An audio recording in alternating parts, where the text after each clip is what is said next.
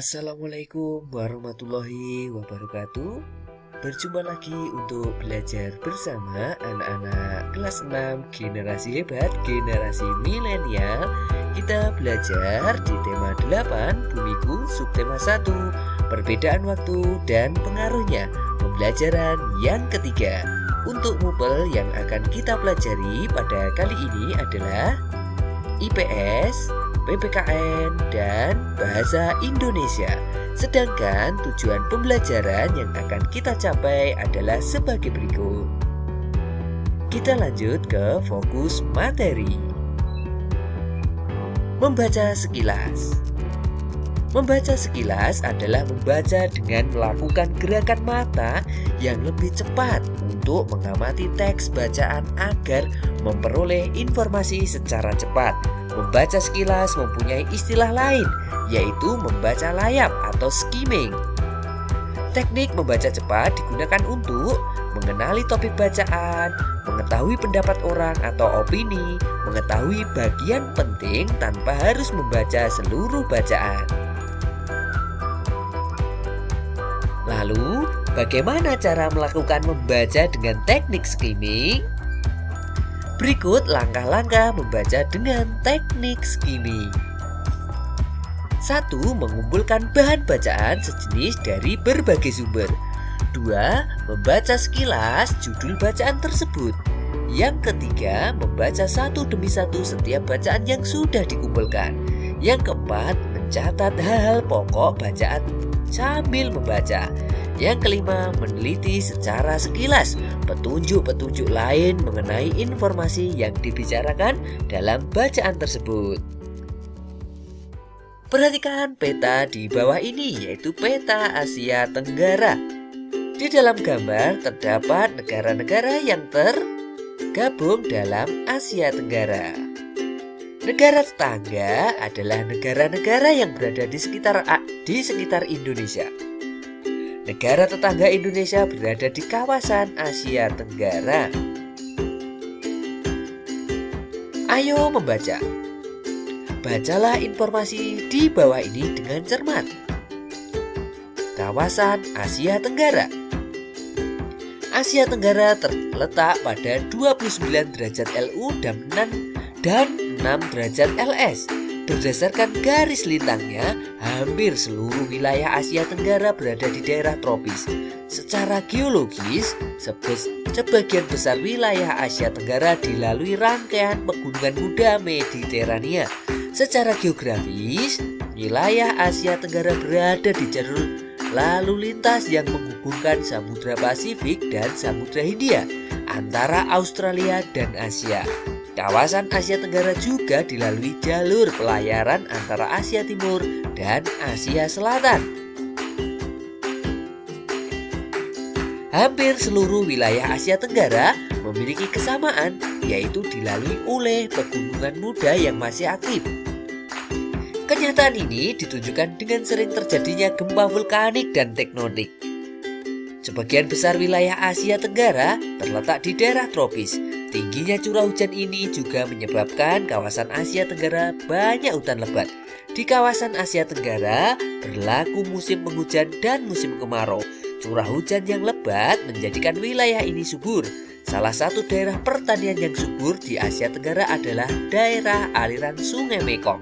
Sungai ini melintasi Tiongkok, Myanmar, Laos, Thailand, Kamboja, dan Vietnam.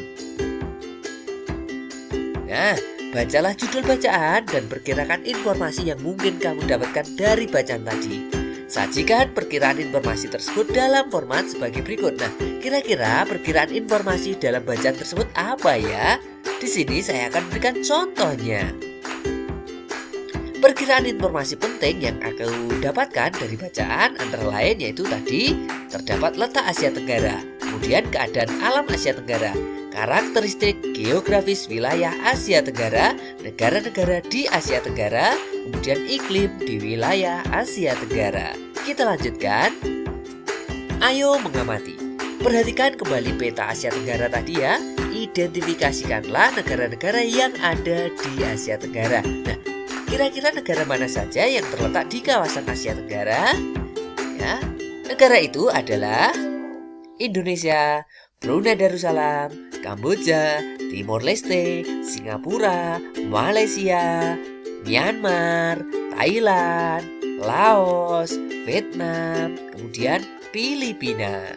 Itulah negara-negara yang terletak di kawasan Asia Tenggara. Selanjutnya, tuliskan informasi penting yang kamu peroleh setelah membaca teks yang berjudul Kawasan Asia Tenggara. Kemudian tuliskan informasi tersebut dalam format yang telah disediakan. Apakah kamu menemukan persamaan dan perbedaannya? Nah, kira-kira perkiraan informasi penting sebelum baca teks bacaan adalah sebagai berikut.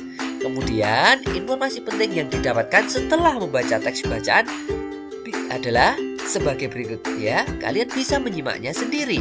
Kemudian, apakah ada persamaan dan perbedaannya? Kita lanjutkan. Hasil perbandingan. Beberapa persamaan diantaranya tentang kondisi negara-negara di kawasan Asia Tenggara secara geografis, yaitu posisi atau letak. Sedangkan perbedaannya antara lain adalah letak Asia Tenggara juga dibahas secara astronomis. Sedangkan perkiraan sebelum membaca adalah secara demografis atau keadaan penduduk. Perbedaan lainnya adalah akibat letak geografis terhadap cuaca dan kesuburan tanah. Ya, kita lanjutkan. Ayo mengamati keadaan alam negara Singapura. Singapura merupakan negara kepulauan. Pulau Singapura dengan ukuran panjang 41,8 km dan lebar 22,9 km merupakan pulau terbesar di negara itu. Hampir semua wilayahnya berupa dataran rendah. Suhu udara di Singapura rata-rata 26 derajat Celcius. Republik Singapura terletak 137 km di utara Khatulistiwa. Selat Johor memisahkan Malaysia dan Singapura. Kemudian, Singapura merupakan negara kepulauan yang memiliki 63 pulau kecil. Pulau-pulau itu antara lain Pulau Tekong, Pulau Upin, dan Pulau Sentosa. Lokasi tertinggi di Singapura berada di Bukit Timah dengan ketinggian 163,63 meter. Cagar alam yang terkenal terletak di Bukit Timah Nature Reserve. Ada Pulau Taman Botani yang terkenal, yaitu Singapore Botanic Garden. Nah, ini adalah peta Singapura, ya. Kemudian bentuk negara Singapura. Ibu kota Singapura, luas 622 km persegi. Kelompok etnis yaitu Tionghoa, yaitu suku terbesar atau etnis terbesar. Kemudian Melayu, India, kemudian bahasa Melayu, Cina, Tamil, Inggris. Agama Tao, Buddha, Islam, Kristen.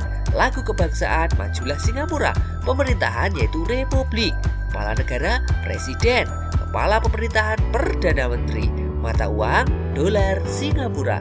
Selanjutnya, ayo berkreasi. Dari informasi yang kamu peroleh, ditemukan fakta-fakta menarik tentang Singapura. Garis bawahi kata kunci dan informasi penting yang kamu dapatkan dari bacaan. Olah kembali informasi-informasi tersebut dan sajikan dalam bentuk kartu informasi tentang Singapura. Ya, dalam kartu informasi tersebut sajikan fakta-fakta yang menceritakan tentang kondisi alam Singapura dan fakta menarik lainnya. Ya, kira-kira seperti berikut ini, yaitu tentang Singapura. Kondisi alam Singapura. Kemudian, fakta menarik tentang negara Singapura. Kemudian, ayo membaca. Negara Singapura. Singapura kini sudah menjadi negara maju dan sangat terkenal di dunia. Meskipun luas wilayahnya tidak seberapa, tetapi Singapura menjadi salah satu tujuan wisata dunia.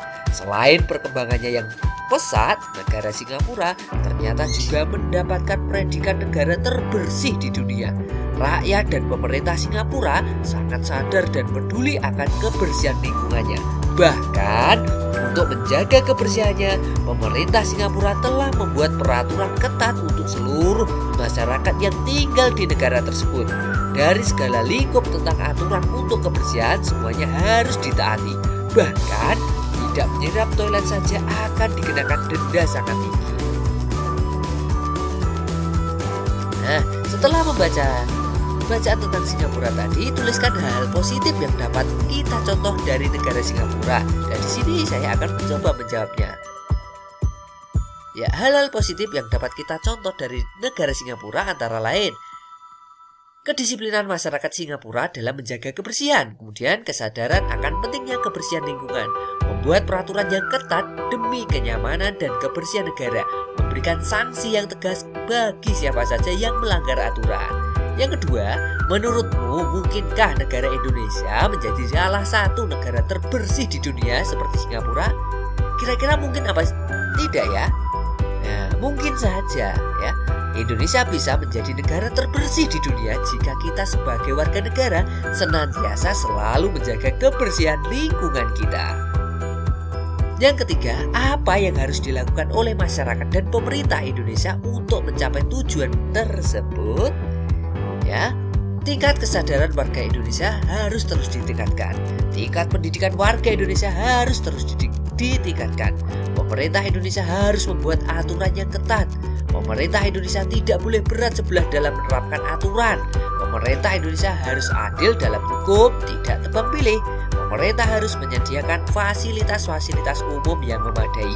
Warga Indonesia harus turut serta berperan aktif dalam menjaga fasilitas umum dan turut aktif mensukseskan program pemerintah. Kemudian, menurutmu apakah kebersihan negara Singapura merupakan hasil kerjasama pemerintah dan warga negaranya? Kalian bisa menjawabnya ya setelah membaca bacaan teks tadi. Ya, kemudian ayo mengamati. Kewajiban menjaga lingkungan dapat dimulai dari keluarga. Keluarga adalah komunitas masyarakat yang paling kecil. Keberhasilan kita dalam melaksanakan kewajiban di lingkungan keluarga akan menentukan keberhasilan kita dalam melaksanakan kewajiban di lingkungan yang lebih besar. Apa kewajibanmu sebagai anggota keluarga? Bandingkan kewajibanmu dengan kewajiban temanmu di keluarganya. Apakah sama? Apakah berbeda? Ya, setiap anggota keluarga memiliki kewajiban yang berbeda dalam kehidupan sehari-hari. Setiap keluarga pun memiliki kewajiban bekerja sama untuk memastikan kehidupan bermasyarakat berjalan dengan baik. Salah satu kewajiban setiap keluarga dalam kehidupan bermasyarakat adalah menjaga kebersihan dan kesehatan lingkungan. Apa yang dapat kita lakukan di rumah untuk menjaga lingkungan? Ya, yang dapat kita lakukan di rumah untuk menjaga lingkungan antara lain tidak membuang sampah sembarangan, menanam dan merawat tanaman, membersihkan saluran air, menyiram dan membersihkan toilet. Kalian bisa menambahkan sendiri ya, kira-kira kegiatan apa yang dapat kalian lakukan untuk menjaga lingkungan yang ada di rumah. Selanjutnya, ayo berkreasi. Buatlah sebuah poster isinya tentang rencana aksi yang akan kamu lakukan di lingkungan rumahmu sebagai cerminan pelaksanaan kewajibanmu. Tempelkan postermu di dinding dekat meja belajarmu. Gunakan poster tersebut sebagai pengingat tentang kewajibanmu dalam menjaga lingkungan rumahmu. Aksi kecilku untuk lingkungan rumahku. Nah, di situ terdapat poster yang bertuliskan bumiku rumahku. Nah, kira-kira aksi kecil apa yang bisa kalian lakukan? Di sini saya akan memberikan contohnya, yaitu tidak membuang sampah sembarangan, menanam dan merawat tanaman, membersihkan saluran air, menyiram dan membersihkan toilet. Kamu dapat menambahkannya sendiri yang sesuai ya. Selanjutnya, ayo renungkan. Apa pendapatmu tentang kegiatan pembelajaran yang kamu lakukan hari ini? Menurutmu, apakah hal-hal yang kamu lakukan dan pelajari hari ini memberikan manfaat bagimu? Jelaskan, kalian bisa menuliskan dalam buku tulis kalian, kemudian bisa melaporkannya kepada bapak ibu guru kalian. Selanjutnya, kerjasama dengan orang tua. Kerjakan bersama orang tuamu. Buatlah rencana yang akan dilakukan keluargamu sebagai salah satu perwujudan pelaksanaan kewajibanmu menjaga lingkungan di sekitar rumahmu. Dalam rencanamu tersebut, tentukan siapa saja yang akan terlibat. Tentukan pula hak dan kewajiban dari setiap orang yang terlibat. Ya, kalian bisa menuliskannya dalam buku tulis kalian. Ya, tetap semangat belajar. Ya, walaupun kalian masih belajar di rumah, tetap semangat.